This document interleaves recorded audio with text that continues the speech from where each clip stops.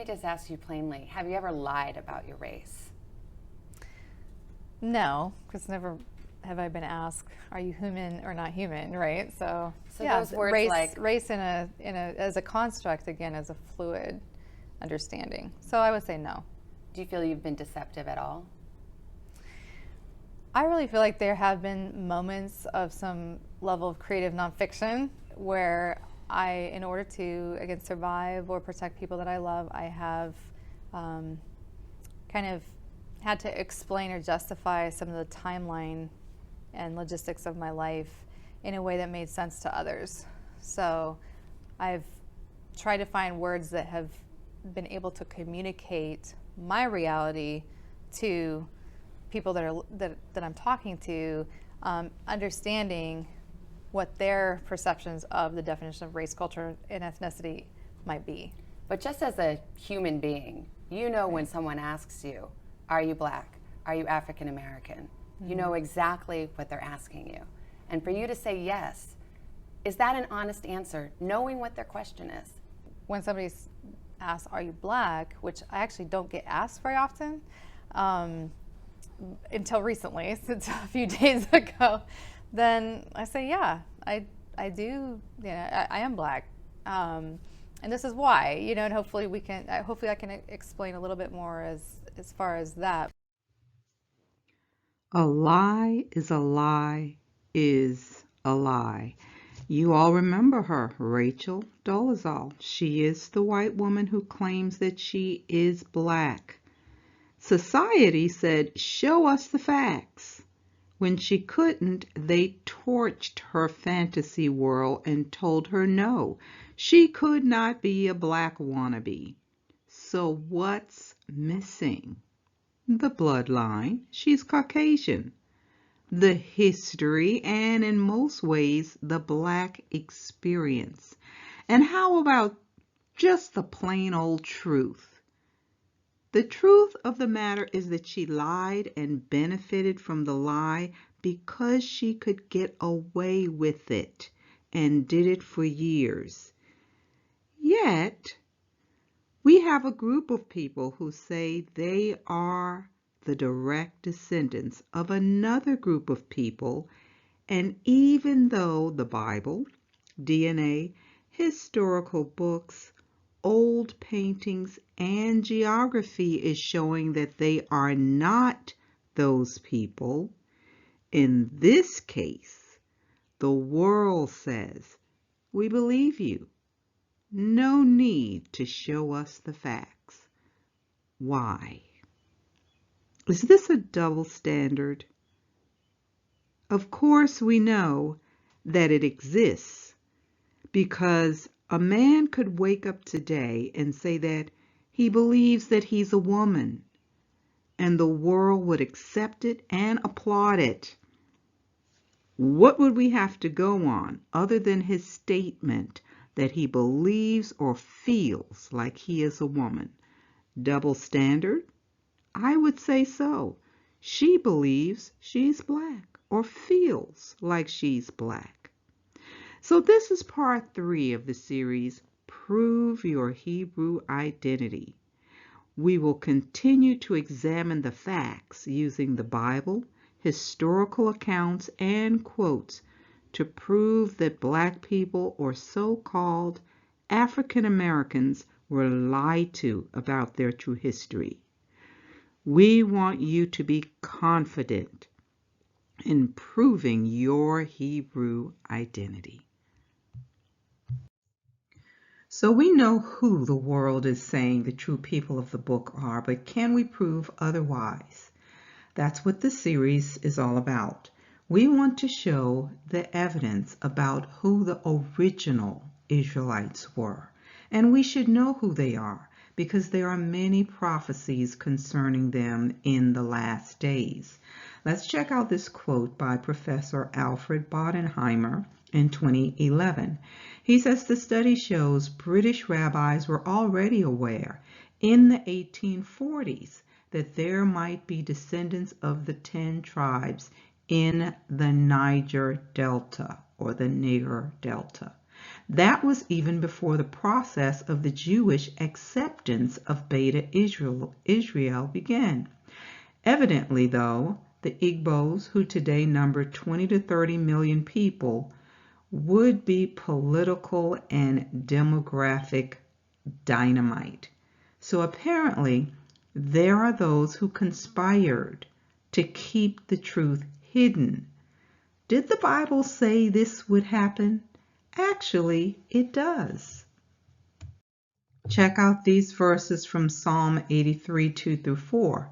For behold, your enemies make a tumult, they make an uproar, and those who hate you, talking about the Most High, have lifted up their head.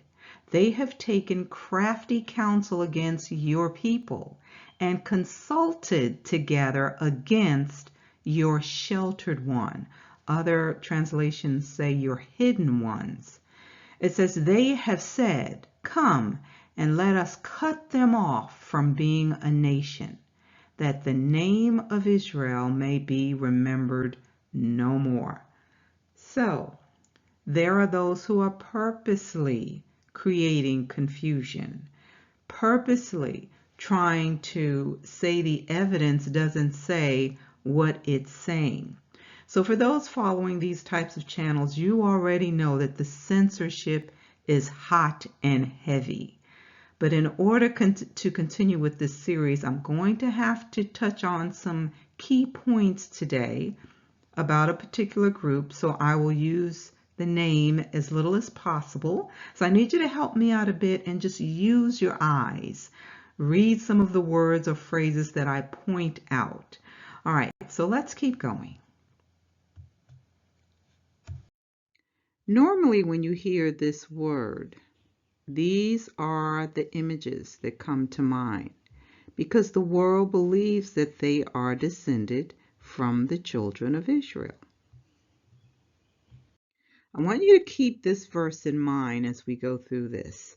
This comes from Revelation 2:9. I know thy works and tribulation and poverty, but thou art rich.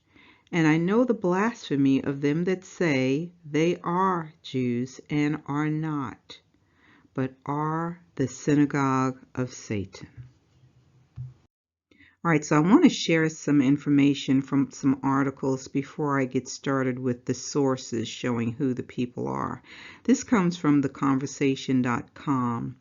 The title, Ashkenazic Jews' Mysterious Origins Unraveled by Scientists Thanks to Ancient DNA. So I guess the question is, why was it a mystery? So they are answering the question about where this group came from. And they say that anthropologists, historians, and theologists have studied this for a millennia. So let's drop down to the last paragraph. It says, for a more scientific take on the Jewish origin debate, recent DNA analysis of Ashkenazic Jews, a Jewish ethnic group, reveal that their maternal line is European. It has also been found that their DNA only has 3% ancient ancestry, which links them with the Eastern Mediterranean, also known as the Middle East, namely Israel, Lebanon, parts of Syria, and Western Jordan. So they're saying that 3% is a minuscule amount. And it's similar to what modern Europeans as a whole share with Neanderthals. So it says, so given that the genetic ancestry link is so low, it says this group's recent ancestors must be from elsewhere. Did you catch that? It must be from elsewhere. They can only see a 3% link there. All right, let's keep going. All right, so this article, Genome Biology and Evolution from Oxford Academic, is saying some of the same things covered in the previous article. They're basically saying that this group of Eastern and Central Europeans who say that they are the people of the book account for almost 90% of this ethnic group worldwide. That's a huge number. It's also saying that there's a lot of controversy surrounding this, and the last paragraph tells us why. It reads, though Judaism was born encased in theological, historical myth, no Jewish historiography was produced from the time of Josephus Flavius during the 1st century to the 19th century. Early historians bridged the historical gap simply by linking modern Jews directly to the ancient Judeans. So I want to make sure you understand what they're saying. They're saying that the claim being made by this group that they are the people is not lining up with the history or the genetic evidence. They're telling you that they really didn't have the historical record to prove that they are. But since there was no record after the fall of Jerusalem, since this people was saying that they were, they just kind of, said, okay, these are the people, and now they're saying, well, things are not adding up, and this is creating a controversy. So what's interesting, though, is that this group has been given the authority to say who is or who isn't the people. And the big and is that in some cases, their haplotype is being used to make that determination. Their genetic markers. So is this like asking Rachel Dolezal to confirm who the true Black African Americans are, that she's given the authority to prove whether or not you're truly an African American or Negro? I'm just wondering, because it doesn't make sense. You're asking those who converted to a religion to say who is or who is not the true people. Why would they do that? Let's keep going. I know I've used this table quite a bit, but the answer is right here. If you say you're a true believer of this book, then how can you go against what this is plainly showing you? These are the descendants of Noah, Japheth, Ham, and Shem. This chart, found in Genesis 10, clearly outlines for us who the descendants of Shem are. Through Eber, down through Peleg, and then Abraham. If you move over to Japheth, and then Gomer, here is Ashkenaz. They are not descendants of Shem. They did not descend from Abraham. It is clearly showing you that they descended from Japheth. What is so hard about believing this truth? So I do think it's much easier to be deceived when you fail to ask questions. We've not been asking questions about scriptures like this. So the anger of the Lord burned against them, talking about Miriam and Aaron, and he departed.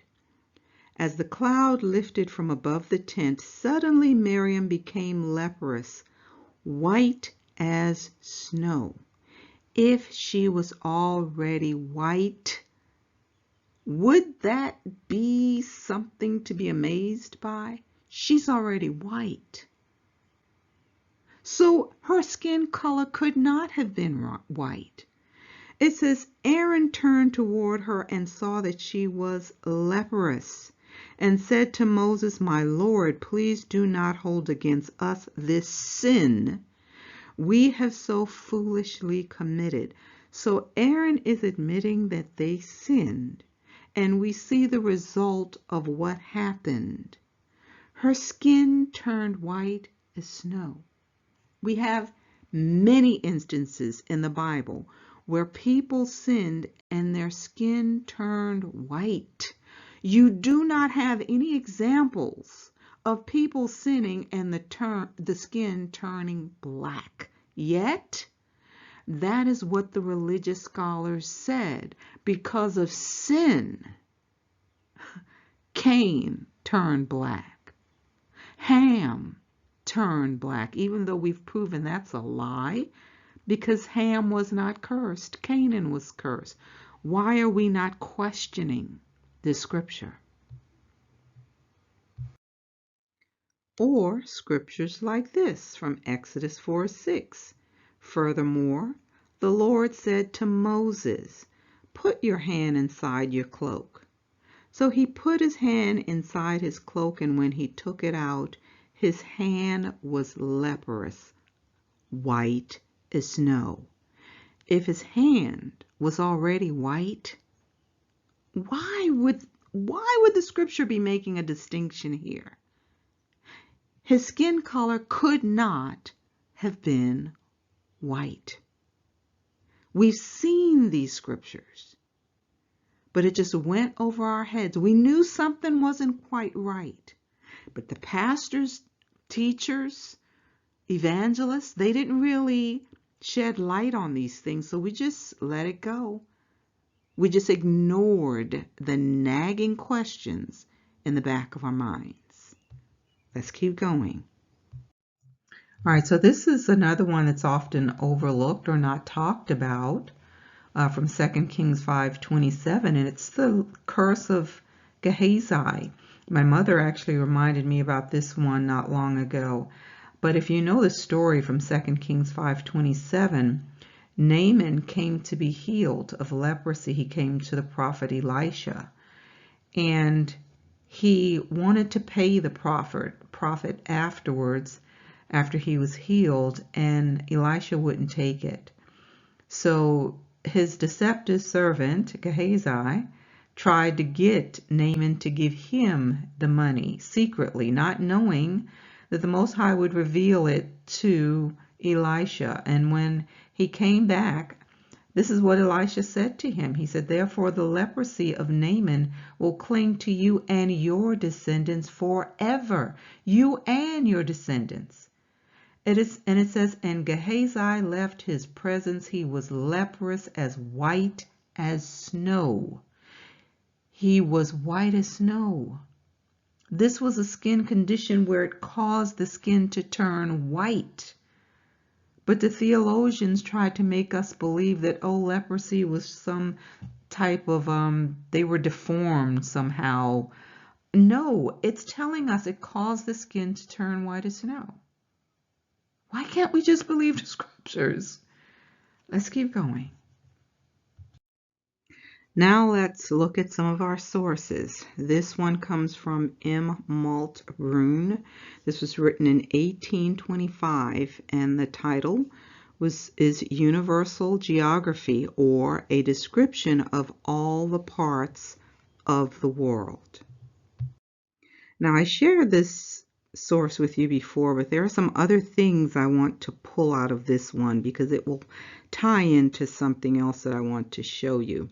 It says, a fact worthy the attention of travelers is that according to Oldendorp, the kingdom of Loango, and I showed Loango to you in the last session, contains black Jews.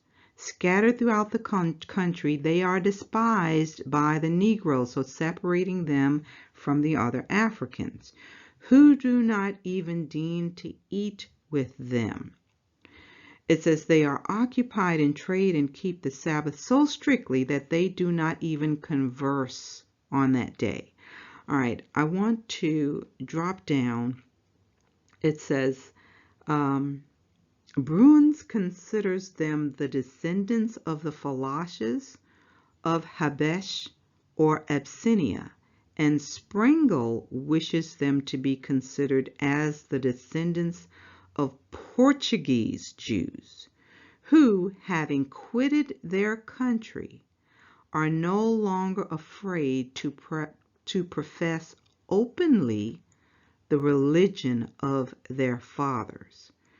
So he's saying that these black Jews are the descendants of Portuguese Jews. Let's keep going. So on this page, they begin describing the divisions of the Guinea coast, that area in there. But I want to drop down near to the bottom portion of this section. It says, the Gold Coast begins either at Cape Apollonia or the River Asini and is generally considered as terminating at the River Volta. Then comes the Slave Coast, that of Benin or Wara, that of Calabar, and that of the River Gabon. All these countries taken together form Guinea in its strictest acceptation, which we shall here retain. And if you remember in the last section I showed you, or the last session, it said that all of Guinea was considered to be Negro land. All right, let's keep going with this.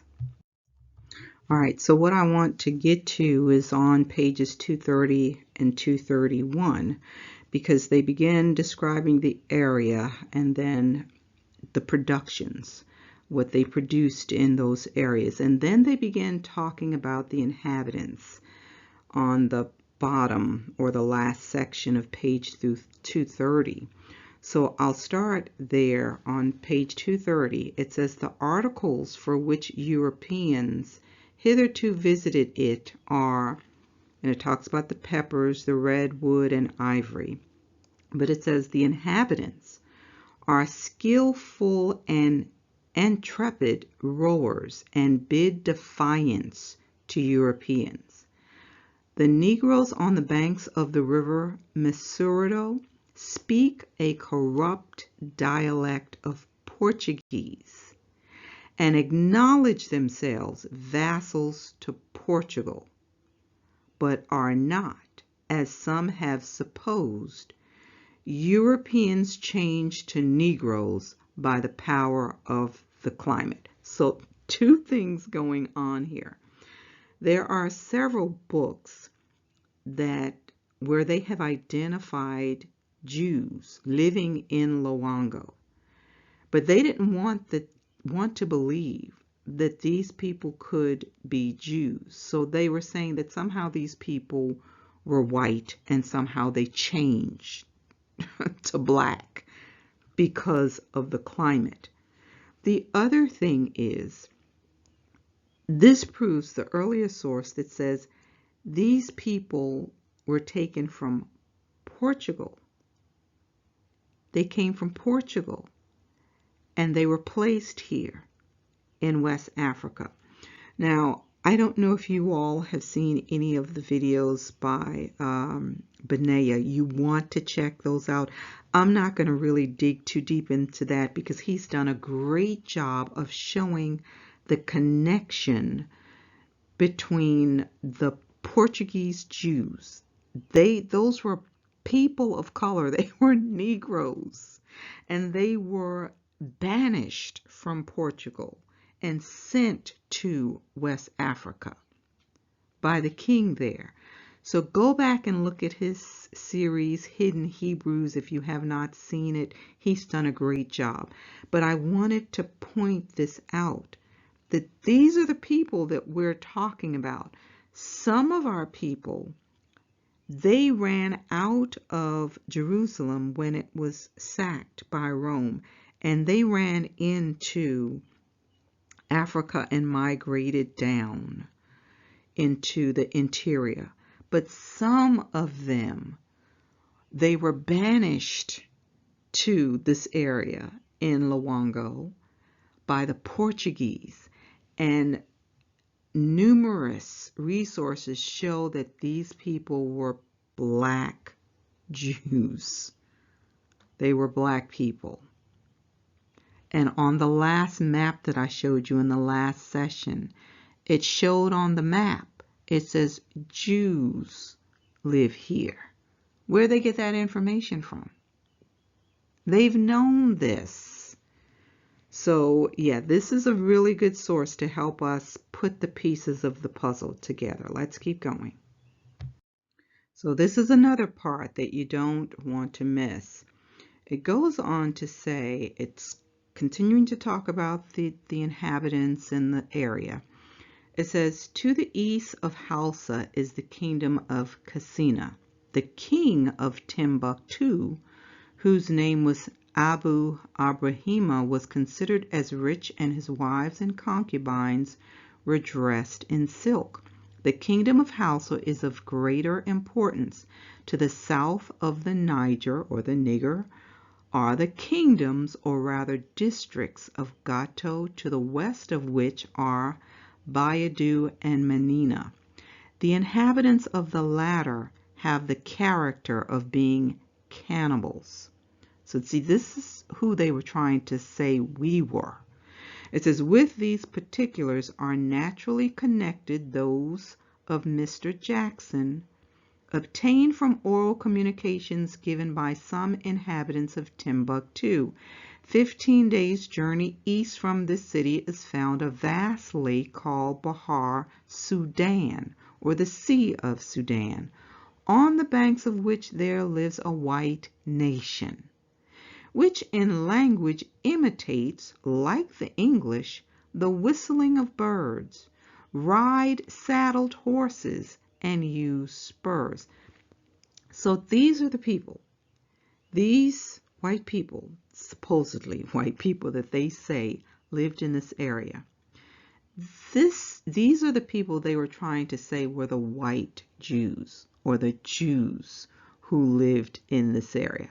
But I'm going to read on, and you're going to see that no, this was not the case. Let's keep going. Okay, so it continues to describe these people. It says they fight man to man. Their bodies and those of their horses are covered over with amulets. Now, who are they describing? Think about this as I'm reading this.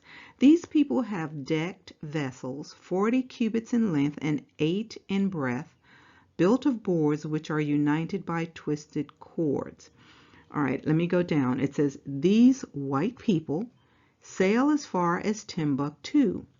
In the year 1793, they extended their navigation to Guinea on the west coast of Timbuktu, but were not allowed to trade. They are neither Moors, nor Arabs, nor Shuluks. According to another passage, these white people beyond the Great Lake is called by the Arabs Insarath, Christian, or Christian Nazarites. They are distinguished from a tribe of Jews who live on the frontier of Lemlem or Meli. It says this account acquires some importance when we compare it with the testimony of Idrisi, who expressly places the Jews in Lemlem, and which Leo Africanus calls Meli.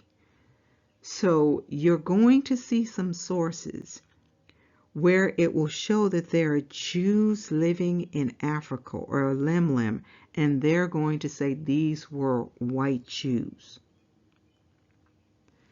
This is telling you these are different people. It says they are distinguished from the tribe of Jews that lived in Lemlem. Now, we'll keep going with this because you're going to see other sources as well that corroborate the truth of who those people were who were living there near that Niger River. Let's keep going. All right, just to dig deeper into this source comes from Carnegie Institute of Washington in 1917, page 31. It's talking about the European treaties bearing on the history of the United States and its dependencies to 1648. It says, on March 13, 1456, Calixtus issued the papal bull Inter Cetera, not to be confused with the one from 1493. It says this bull reaffirmed the earlier bulls, which recognized Portugal's right to territories it had discovered along the West African coast, and the reduction of the infidels and non-Christians' territories to perpetual vassals of the Christian monarch. So if you were not a Christian, they considered you an infidel, and they could seize whatever property, whatever resource, whatever you had. You became in servitude to this Christian monarch. Church and state working together here. It says King Afonso had requested that ecclesiastical jurisdiction over lands located in the vicinity of the southern shore of Guinea be vested with the Order of Christ, the successor organization to the Knights Templars in Portugal. You all, if you have not listened to the series that I did on Esau, Edomites Today, and Fallen Angels' Blood, go back and listen to that, because it will make the connection for you here so that you can see who these people are. All right, so it says, it talks about the conquest of these lands, which the said Infante withdrew with mailed hands from the hand of the Saracen, had been funded by the resources of the order, talking about the Knights Templars in Portugal. It says some historians view these bulls together as extending the theological legacy of Pope Urban II's crusades to justify European colonization and expansionism, accommodating both the marketplace and the yearnings of the Christian soul. So they marketed it as being, oh, we're winning souls for Christ. We're converting the world to Christians. No, this was a monopoly. This was their way to steal, to kill, and destroy. These people committed genocide and put people in slavery so that they could take everything that they had. And they did. So I'm going to read another article to show you that all of this was connected with the Inquisition. This was their way to write laws, create papal bulls, to do wicked things in the name of Christ. Let's keep going. Okay, we'll wrap up with this one and then we'll continue. This book is called Jews of Spain and Portugal and the Inquisition. And you can get a copy of this one here. This was written in 1877. Again, I highly encourage you to go back and watch Hidden Hebrews by our brother Benaiah. All right, from 57 of this book, it says, unfortunately, at the time of the expulsion, talking about when we were expelled from Spain, the plague was raging. So I'm going to drop down. It says, this circumstance induced King John to hasten their departure from Portugal, for which purpose ships were duly provided according to the agreement. But such was the temper of the captains and sailors that they subjected the Jews to the hardest possible conditions. They plundered them of their goods and valuables, even to their very clothes, and landed them naked and bare of everything on barren points of the African coast. Now you know good and well they would not have transported Europeans to the African coast. It says, leaving them to die of starvation or to be sold into slavery to the Moors. Nor was this all. The king wrested from their parents all children between the ages of 3 and 10, of those Jewish immigrants who from poverty or otherwise had omitted to pay the capitation tax on entering, or who were forced to remain in Portugal, and had them transported to the newly discovered islands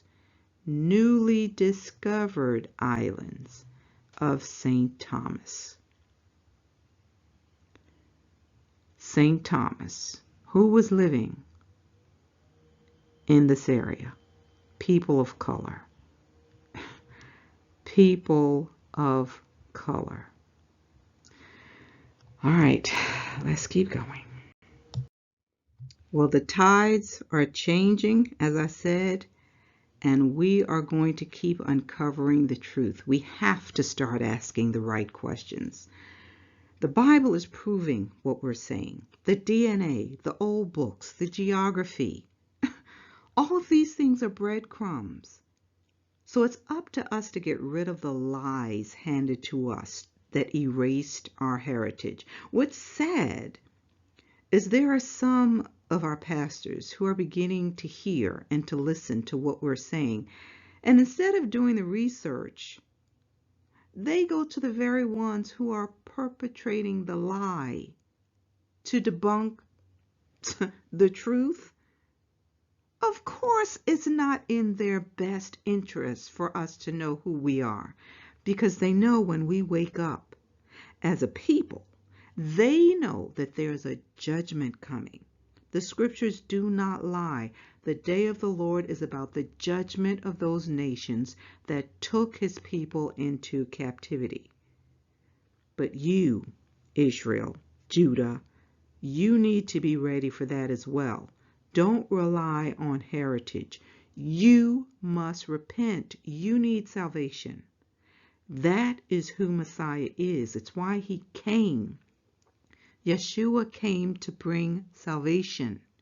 Yah came down to save. He came to save the lost sheep of the house of Israel. And he made it clear that salvation was for the lost sheep first, for the house of Israel first, and then whosoever would believe and receive.